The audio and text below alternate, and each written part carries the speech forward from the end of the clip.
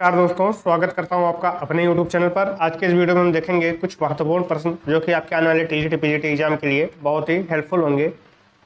तो question start करते हैं हम। ज्योतिन्द्र मनशंकर भट्ट किस रूप में प्रसिद्ध हैं? विकल्प आपको दिया गया है छापा चित्रकार के रूप में, फोटोग्राफर के रूप में, का और खा दोनों, या इनमें से कोई नहीं। ज्योतिन्द्र मनशंकर भट्ट, ठीक है, जो आपको नाम दिया गया है वो क्या है? ज्योतिन्द्र मनशंकर भट्ट किस रूप में प्रसिद्ध है? तो ये प्रसिद्ध है फोटोग्राफर के रूप में भी और छापा चित्रकार के रूप में भी, अर्थात का और खा जो है वो दोनों सही हैं। इस हिसाब से गा ऑप्शन इसका सही होगा। बढ़ते हैं अगले प्रश्न की ओर। एचिंग तकनीक में निर्मित देवी कलाकृति प्रसिद्ध कलाकार हैं, ठीक है। एक कलाकृति है देवी, ठीक है, और किस तकनीक में है? एचिंग तकनीक में है। तो ये हमें ये बताना है कि इसके कलाकार कौन हैं। ऑप्शन का आपको दिया गया है ज्योतिन्द्र मनशंकर भट्ट, ऑप्शन खा आपको दिया गया है के लक्ष्मा गौड़, ऑप्शन गा आपको दिया गया है राम किंकर बैज, और ऑप्शन खा आपको दिया गया है देवी प्रसाद राय चौधरी। बताना क्या है कि जो देवी कलाकृति है उसके कलाकार कौन हैं। तो इसका जो सही उत्तर हो जाएगा वो क्या हो जाएगा? ज्योतिन्द्र मनशंकर भट्ट, ठीक है। इन्हीं को हम क्या कहते हैं? ज्योति भट्ट, ज्योति भट्ट, ठीक है। बढ़ते हैं अगले क्वेश्चन की ओर।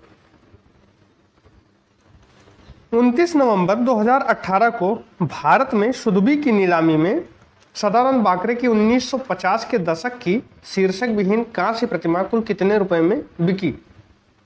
ठीक है, जो प्रतिमा है शीर्षक विहीन जो प्रतिमा है वो कब की बनी है? 1950 के दशक की है। और किस नीलामी में? तो सुदबी की नीलामी में। ये कहाँ हुआ? भारत में हुआ, ठीक है। कब? 2018 में हुआ था। तो हमें यह बताना है कि जो मूर्ति उनकी बिकी थी, किसकी? सदानंद बाकरे जी की, तो उसकी कुल कीमत कितनी थी?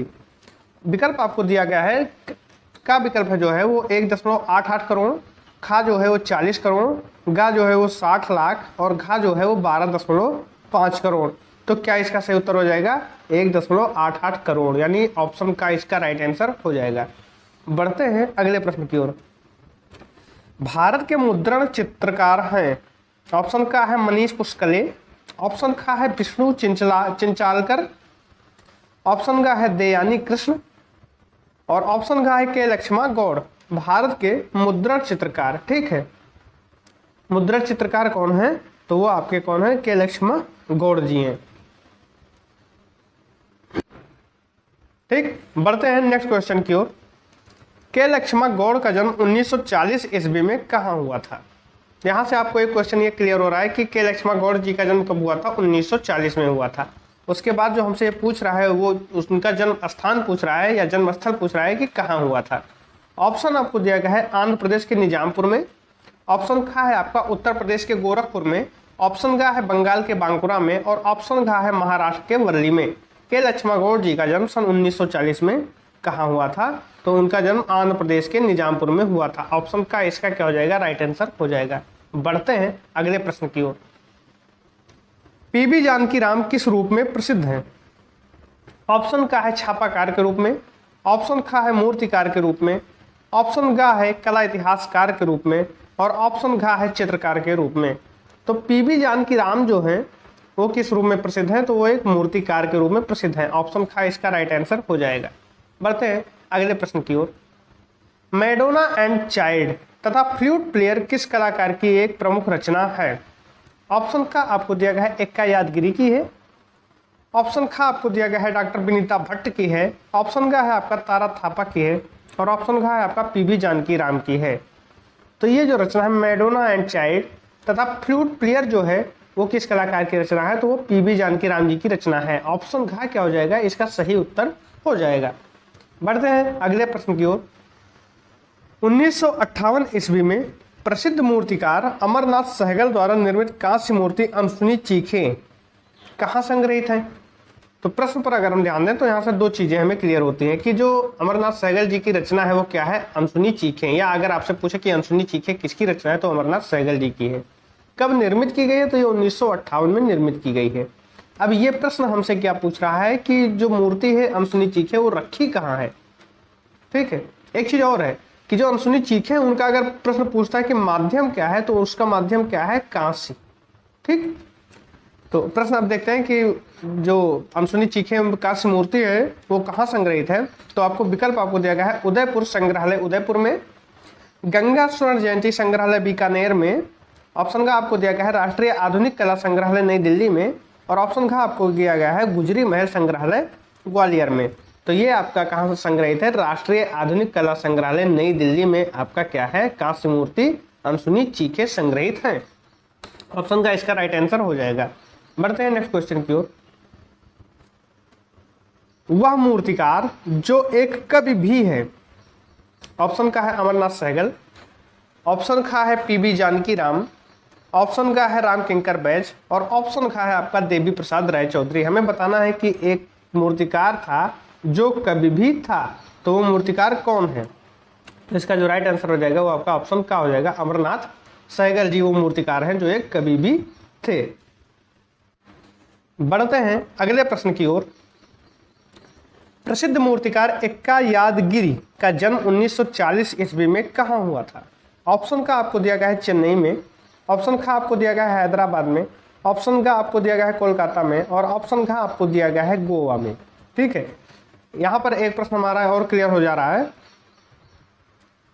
कि जो एक्का यादगिरी जी का जन्म हुआ है वो किस सन में हुआ है, 1940 में हुआ है। हुआ कहाँ है ये हमें बताना है। तो इनका जन्म जो है वो हैदराबाद में हुआ था। ऑप्शन का इसका राइट आंसर हो जाएगा। बढ़ते हैं नेक्स्ट क्वेश्चन की ओर। राष्ट्रीय आधुनिक कला संग्रहालय में सुरक्षित 13 फीट ऊंचे क्वार्ट्ज दानेदार एकाश्म पत्थर को तराश कर निर्मित मूर्ति चतुर्मुखी के मूर्तिकार हैं। ठीक है, देखिए कहाँ संग्रहित है, तो राष्ट्रीय आधुनिक कला संग्रहालय में संग्रहित है। क्या संग्रहित है, एक मूर्ति है चतुर्मुखी। वो मूर्ति चतुर्मुखी है, उसका माध्यम क्या है, तो उसका माध्यम क्या है, पत्थर। और कौन सा पत्थर है, क्वार्ट्ज पत्थर है। ठीक है, उसका माध्यम है।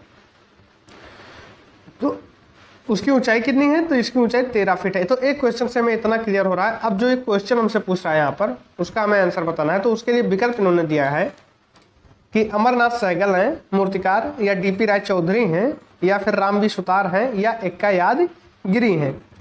तो उस चतुर्मुखी मूर्ति के मूर्तिकार कौन है, एक्का यादगिरी। ऑप्शन घ इसका क्या हो जाएगा, राइट आंसर हो जाएगा। बढ़ते हैं नेक्स्ट क्वेश्चन की ओर।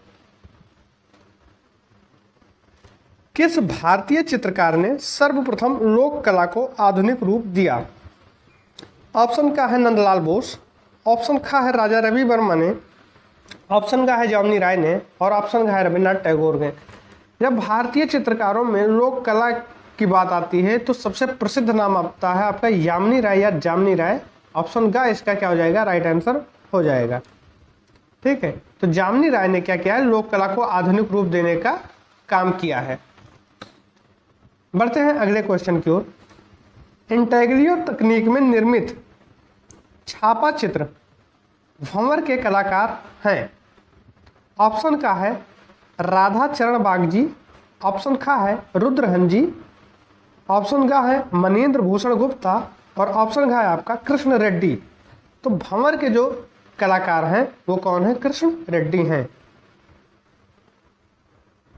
ठीक है, यहाँ से हमें एक चीज़ और पता चलती है कि जो ये भंवर का माध्यम है वो क्या है, इंटेग्रियो तकनीक है।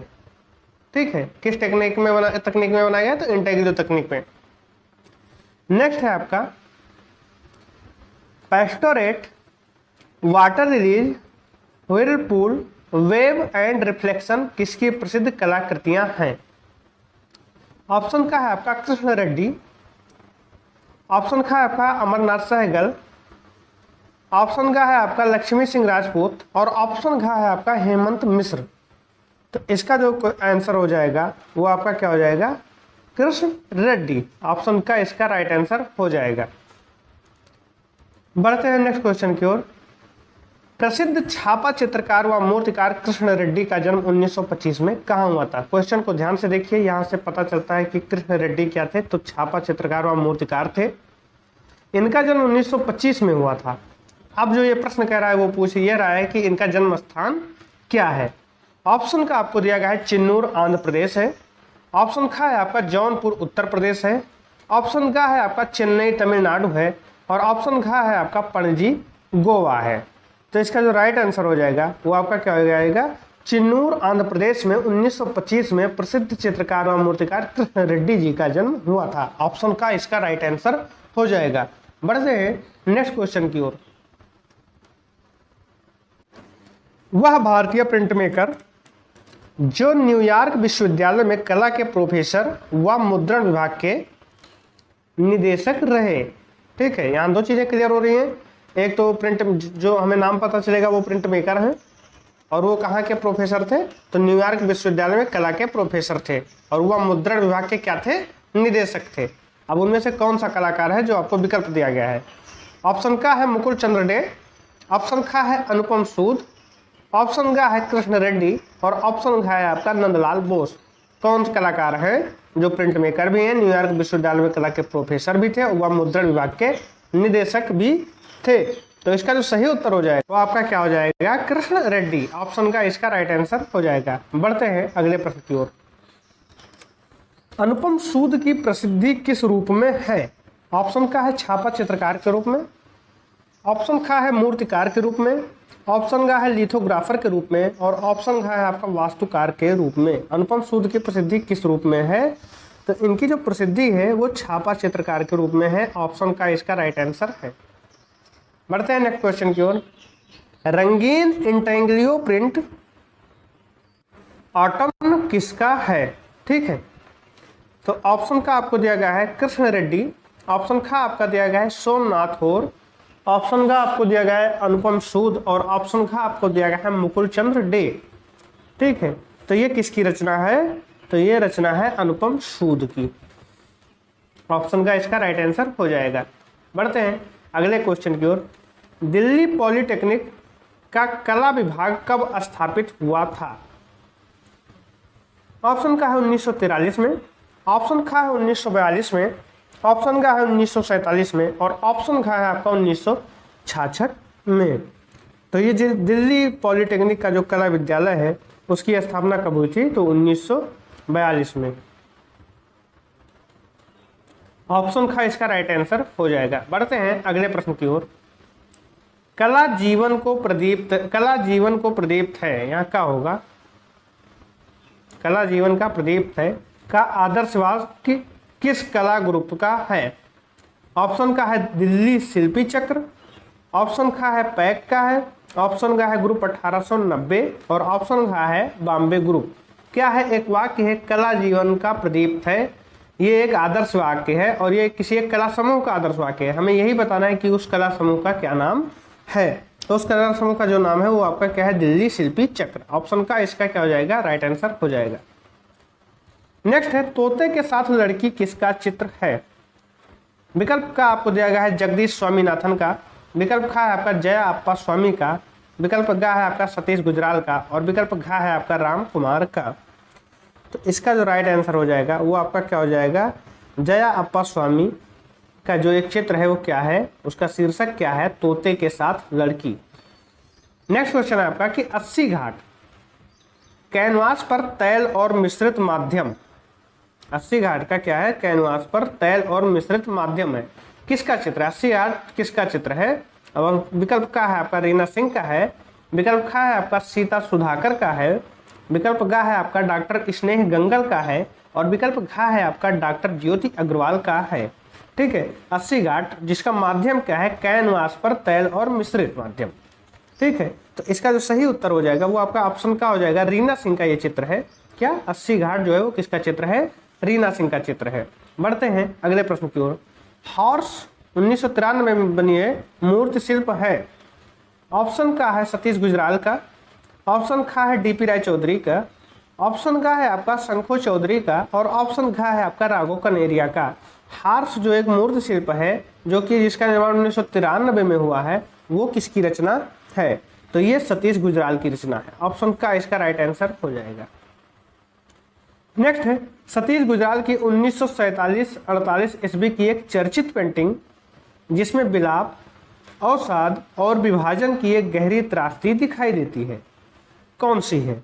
विकल्प का है आपका प्लेमेट्स, विकल्प का है आपका दिल्ली वर्ष 1957, विकल्प गा है आपका हॉर्स, और विकल्प घा है आपका मातम। इसमें कौन सी पेंटिंग है जिसमें विलाप, अवसाद और विभाजन की एक त्रासदी दिखाई देती है। तो इसका जो सही उत्तर हो जाएगा वो आपका हो जाएगा मातम। ऑप्शन घ इसका राइट आंसर है। नेक्स्ट है वर्टिकल वुमेन आत्मकथा जिसके किसके जीवन पर आधारित है। वर्टिकल वुमेन एक क्या है, आत्मकथा है, वो किसके जीवन पर आधारित है। विकल्प आपको दिया गया है भावेश चंद्र सान्याल के, कुमार स्वामी के, नंदलाल बोस के या फिर सतीश गुजराल के। तो ये जो आपका वर्टिकल वुमेन जो आत्मकथा है वो किसका है, भावेश चंद्र सान्याल के जीवन पर आधारित है।